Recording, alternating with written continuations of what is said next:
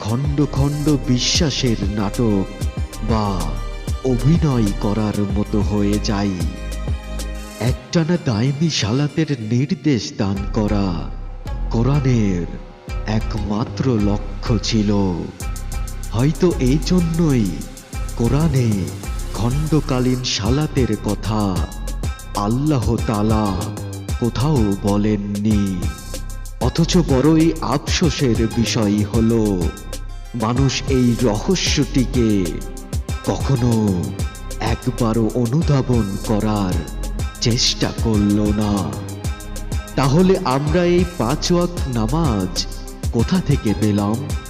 উত্তর হলো সকল ধর্মের সকল গোত্রের অর্থাৎ এই বিশ্বজাহানের নবী হযরত মুহাম্মদ সাল্লাল্লাহু আলাইহি ওয়াসাল্লাম